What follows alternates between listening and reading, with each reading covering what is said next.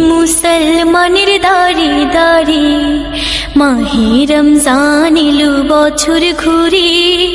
মুমিন মুসলমানের দাঁড়ে দাঁড়ে রহমতের বাণী নিয়ে, মাগফিরাতের পয়গাম নিয়ে, রহমতের বাণী নিয়ে, মাগফিরাতের পয়গাম নিয়ে এলো সবার মাঝে আবার ফিরে। মাহে রমজান এলো বছর ঘুরে। মুমিন মুসলমানের দাঁড়ে দাঁড়ে মাহে রমজান এলো বছর ঘুরে।